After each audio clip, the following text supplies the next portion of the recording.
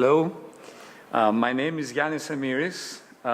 I will give you a short overview of the personnel in Pythagoras, and then I will go into the technical aspects which are closer to my interests. So let me start with introducing the members a bit more closely. You've heard Alexis Anastasiou, so he's the founder and CEO. He's an engineer by profession, and he's very enthusiastic about the new technologies, so he's leading the vision. He has a lot of experience with smaller and larger companies, and he has worked also with startups. So you've already met him during the talk. I am working on the scientific aspects and the technical aspects that I'll detail right after this introduction. I've been working in computer science for 25 years. You have my CV here. You have my full CV. I come from scientific computing. I do a lot of data science today, machine learning, and I will have the opportunity to mention some of the research that we're trying to bring into Pythagoras. I won't spend so much time as my colleagues earlier, but I think you get the idea is that we are trying to bring in very innovative and disruptive technologies into real products. Okay, so you'll hear my view. You've already heard some other colleagues in the area. Jason Theodorakopoulos is sitting right there. He's leading the development. You'll see some of the work that we have already done, and most of it comes from Jason. He has been heavily involved in Meteorologica, which is one of our projects that I'll mention later.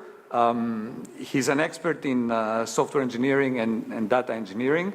So he's very useful. I encourage you to talk to him during the break. Manolis Christoforou will talk later. He's sitting right there. Very courageous guy. Decided to do a PhD with me on machine learning. He already has some amazing clustering algorithms, and he's starting to work for Pythagoras as of very recently. Dimitra Panu also will speak right after me, sitting right there. She has experience in some very specialized techniques that are applied to bioinformatics, and we hope to be able to transfer them into our problems. Machine learning is the area of her master's thesis. So let me go into the current projects that we are developing. Vespucci, of course, is the main talk of today's meeting, so I will not spend so much time myself. You have a whole talk dedicated to Vespucci right after myself. You've already heard it's going to be an evaluator of cryptocurrencies, where we hope to leverage on machine learning and also dig into the blockchains that are underlying the different cryptocurrencies. So there's a lot of technical aspects in Vespucci that go beyond the state of the art. I will not give you much details. VTX is already mentioned. We are not alone on that, but we are contributing heavily because we are part of the ecosystem. And I will mention how we ourselves use VTX tokens for our own products. Okay, so VTX, it comes from Volentix, but we are heavily involved. Again, not spending so much time here. Let me go to our proper work. First example is ParkLink. So ParkLink is a distributed application that helps you park.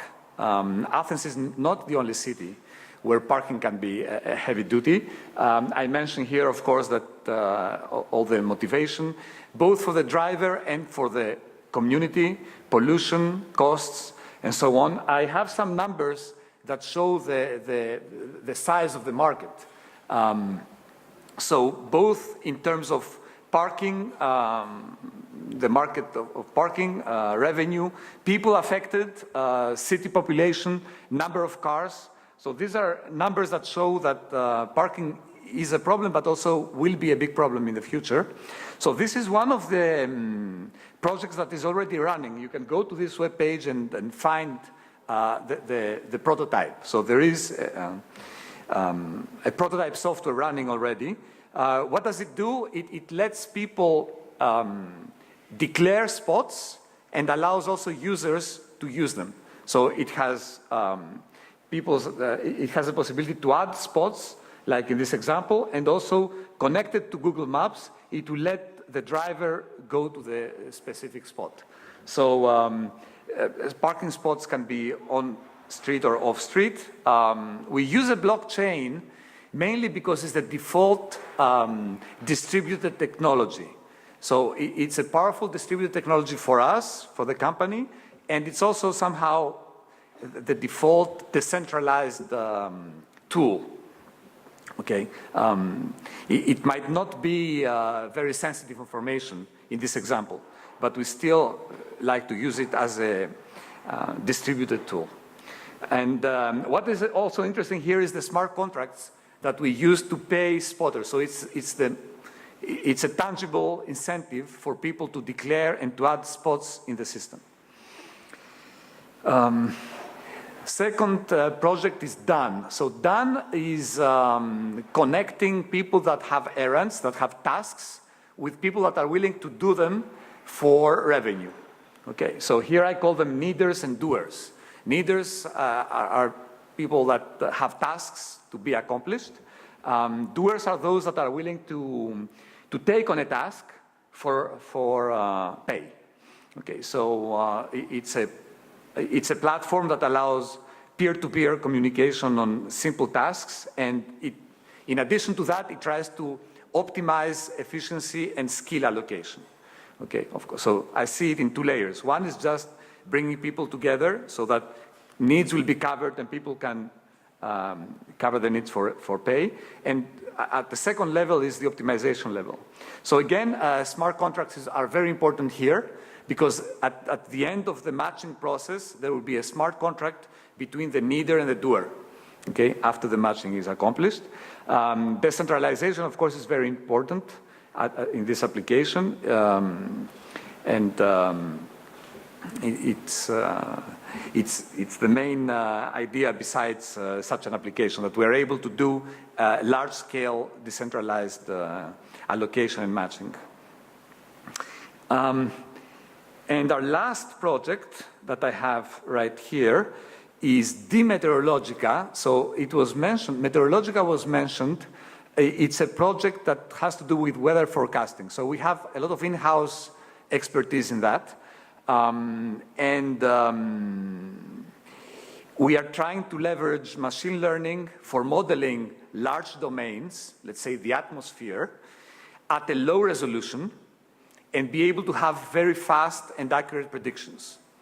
So this is Meteorologica. It's already part of a Horizon 2020 proposal headed by Professor Gounopoulos. And it also relies on a special relationship with Terna. So Terna is the leader wind energy provider in Greece. They provide us with data because they have sensors on their mills, on the windmills.